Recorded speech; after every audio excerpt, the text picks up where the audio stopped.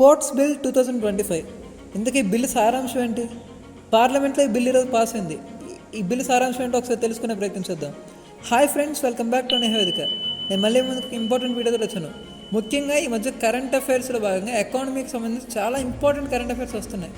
అందులోనే ఎకానమీలో మనకు చూస్తే ఇన్కమ్ ట్యాక్స్ అమెండ్మెంట్ యాక్ట్ కానీ, సో ఈ ఇన్కమ్ ట్యాక్స్ అమెండ్మెంట్ యాక్ట్ని 1961 ఇన్కమ్ ట్యాక్స్ యాక్ట్ని చాలా వరకు చేంజ్ చేస్తారు.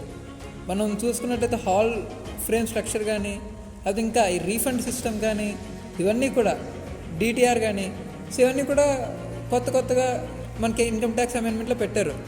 సో అన్నీ కొన్ని సడలింపులు ఉన్నాయి, కొన్ని మినహాయింపులు ఉన్నాయి. సో అవన్నీ కూడా మనం చూసాం ప్రీవియస్ వీక్లో. ఒకవేళ ఎవరికైనా దానికి సంబంధించిన పీడిఎఫ్లు కానీ, దానికి సంబంధించిన వివరాలు పూర్తి స్థాయిలో కావాలి అనుకుంటే మనకి ఇండియన్ గవర్నమెంట్ వెబ్సైట్లో ప్రెస్ ఇన్ఫర్మేషన్ బ్యూరోలో ఇవాళ నుంచి అందుబాటులో ఉంటున్నాయి.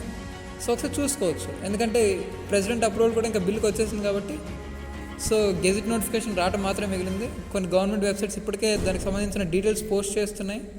సో ఎవరికైనా పీడిఎఫ్ ఫార్మాట్లో కావాలనుకుంటే తీసుకోవచ్చు. సో ఇంకా పోర్ట్స్ బిల్ విషయానికి వద్దాం. పోర్ట్స్ బిల్ అసలు ఏం చెప్తుంది? సో పోర్ట్స్ బిల్ 2025 ఏవైతే మనకి ఒకసారి గుర్తుపెట్టుకోవాల్సిందంటే 13 మేజర్ పోర్ట్స్ ఉన్నాయి ఇండియాలో. సో మొత్తం 11,098.1 కిలోమీటర్స్ ఆఫ్ కోస్టల్ ఏరియా మనకుంది ఇండియాలో. ఇందులో భాగంగా ఈసారి ఈ పోర్ట్స్ సంబంధించి మనకి ఏమన్నా ఇంట్రెస్టింగ్ డెవలప్మెంట్స్ ఏమైనా ఉన్నాయని చూస్తే, ఇండియా కొన్ని లాంగ్ టర్మ్ గోల్స్ పెట్టుకుంది. మెరిటేరియన్ డాక్యుమెంట్ కానీ, సాగరమాల డాక్యుమెంట్ కానీ, సో కొన్ని విజన్స్ ప్రిపేర్ చేసుకుంది. అందులో భాగంగా ఇప్పుడు ఈ పోర్ట్స్ బిల్ అనేది తెచ్చారు.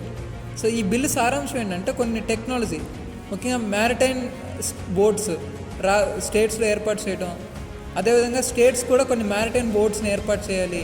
అదేవిధంగా డిస్ప్యూట్ బోర్డు, ఇప్పుడు మనకి ఎలా అయితే వాటర్ ట్రిబ్యునల్స్ ఉన్నాయో ఇక్కడ కూడా కొన్ని ట్రిబ్యునల్స్ ఏర్పాటు చేయాలి డిస్ప్యూట్ రిజల్యూషన్ చేయడానికి, పోర్ట్స్ విషయంలో ఏమైనా గొడవలు వస్తాయి అన్నది ఇంకోటి. అండ్ ఇది గ్లోబల్ సంబంధించిన గ్లోబల్ ఎన్వైర్మెంటల్ నార్మ్స్కి డిపెండ్ అయ్యి దానికి కోరిలేటెడ్గా యాక్ట్ అనేది ఉంటుంది ఈ బిల్ అనేది.